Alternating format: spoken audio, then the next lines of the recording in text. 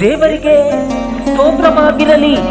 ಈ ದಿನದ ದೇವರ ವಾಗ್ದಾನವು ಯಾಕೋಬನು ಬರೆದ ಪತ್ರಿಕೆ 5ನೇ ಅಧ್ಯಾಯ 15ನೇ ವಚನದಲ್ಲಿ, ನಂಬಿಕೆಯಿಂದ ಮಾಡಿದ ಪ್ರಾರ್ಥನೆಯು ರೋಗಿಯನ್ನು ರಕ್ಷಿಸುವುದು, ಕರ್ತನು ಅವನನ್ನು ಎಬ್ಬಿಸುವನು, ಮತ್ತು ಪಾಪ ಮಾಡಿದವನಾಗಿದ್ದರೆ ಅದು ಪರಿಹಾರವಾಗುವುದು.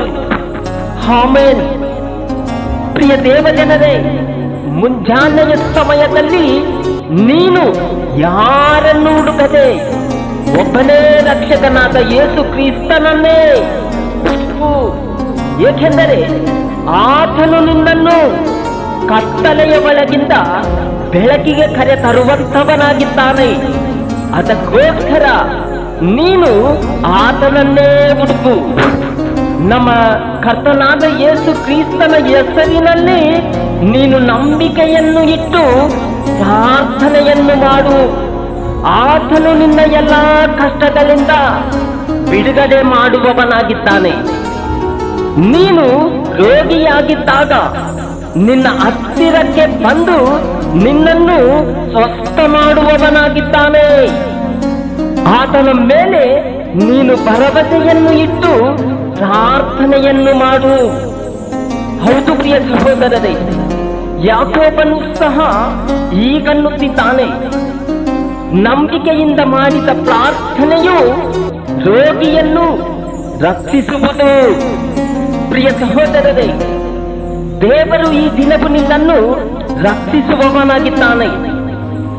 ನಿನ್ನನ್ನು ಶೋಧನೆಗೆ ಸೇರಿಸದೆ ಕೇಡಿನಿಂದ ತಪ್ಪಿಸುವವನಾಗಿದ್ದಾನೆ. ಅಂಜಬೇಡ, ದೇವರನ್ನೇ ನಂಬಿ ಶಾಂತವಾಗಿರು. ಈ ಲೋಕದ ಜನರನ್ನು ನೋಡಿ ಧೈರ್ಯಗೆಡಬೇಡ. ಯೇಸು ಕ್ರಿಸ್ತನೇ ನಿನ್ನೊಂದಿಗಿದ್ದಾನೆ.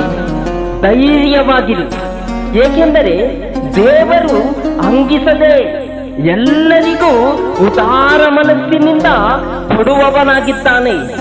ಸ್ವಲ್ಪವೂ ಸಂದೇಹ ಪಡದೆ ನಂಬಿಕೆಯನ್ನು ಇಟ್ಟು ಕೇಳಿಕೋ. ನಿನ್ನ ಎಲ್ಲಾ ಬಾಧೆಗಳಿಂದ ಬಿಡಿಸಿ ನಿನ್ನನ್ನು ರಕ್ಷಿಸುವವನಾಗಿದ್ದಾನೆ. ಹೆದರಬೇಡ, ಧೈರ್ಯದಿಂದಿರು. ದೇವರು ನಿಮ್ಮನ್ನು ಆಶೀರ್ವದಿಸಲಿ. ಆಮೆನ್. ಇನ್ಯಾರನ್ನು ಬಯಸಲಿ ದೇವಾ ಈ ಲೋಕಯಾತ್ರೆಯಲ್ಲಿ, ಇನ್ಯಾರನ್ನು ಬಯಸಲಿ ದೇವಾ